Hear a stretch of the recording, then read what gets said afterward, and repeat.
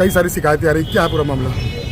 देखिए, ये जो 23 दिसंबर को यहाँ पर 3 खालिस्तानी आतंकवादियों का एक इनकाउंटर हुआ था, उसकी जो विवेचना चल रही थी उसमें कुछ बहुत ही आश्चर्यजनक तथ्य प्रकाश में आए थे। एक NIA का वांटेड अपराधी जो 10 लाख का इनामी अपराधी है, वो कोविड के समय में यहाँ पर आकर रुका। किन्हीं लोगों ने उन्हें कुछ पैसों के लालच में, फर्जी वीज़ा पर बाहर भेजने के लालच में उन्हें अपने घर में रुकवाया उस व्यक्ति को, और ये संज्ञान में आया कि उस व्यक्ति द्वारा कई लोगों को फर्जी दस्तावेजों के आधार पर विदेश भेजा गया। इसी क्रम में जो पूछताछ चल रही थी उसमें ये एक कड़ी जुड़कर सामने आई कि कस्बा पूरनपुर, कस्बा मझौला, कस्बा अमरिया, पीलीभीत और आसपास के जनपद के जो कुछ कस्बे हैं, वहाँ पर कई सारे वीज़ा सेंटर्स जिन्होंने अपने आप को IELTS सेंटर के नाम पे चलाते हैं, international English language testing system, और ये मार्कशीट की धोखाधड़ी, फर्जी मार्कशीट लगाते हैं उसमें ये जो एक शो मनी का कॉन्सेप्ट होता है कि जो गारंटी मनी दिखानी होती है वो भी दूसरों के खातों का यूज़ करके लगाते हैं। तो एक बहुत बड़ा रैकेट। और ये भी उसमें तथ्य सामने आया कि डोंकी रूट से भी कई लोग बाहर गए।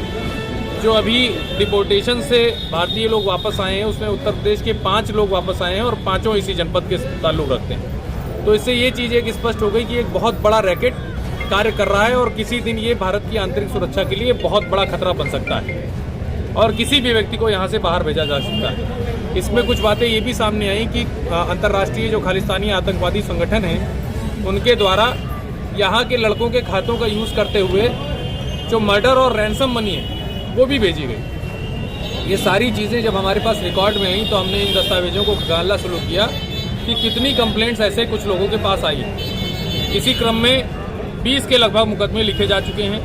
12 लोगों को एक फर्जी मार्कशीट के गैंग का भंडाफोड़ किया गया है, फर्जी वीज़ा के गैंग का भंडाफोड़ किया गया है।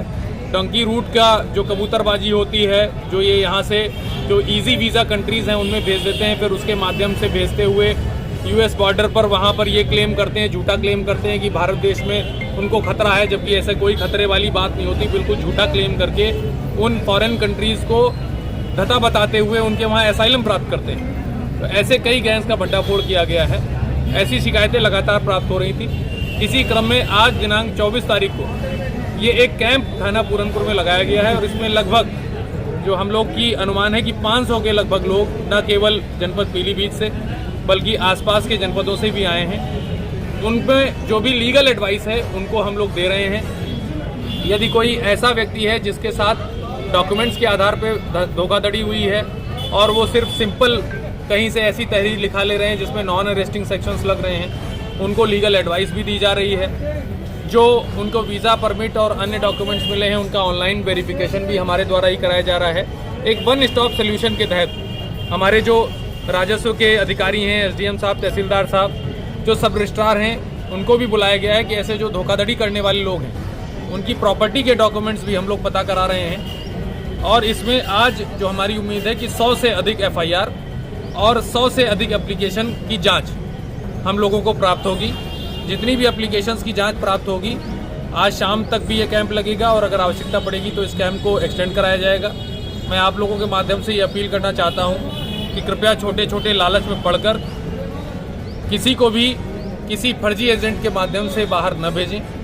कई बहुत ही दुखी कर देने वाली कहानियाँ हम लोगों के सामने आई हैं। लोगों ने अपनी पूरी ज़मीन बेच दी है और पूरा पैसा, पूरी संपत्ति उनके नाम लगा दी है और वो धोखाधड़ी का शिकार हुए। तो कोई ऐसे गलत एजेंट्स के हिसाब में ना पड़े। जो भी कैरेक्टर वेरीफाइड जिनका है, जो अच्छे लोग हैं, उन्हीं के माध्यम से लोग बात करें।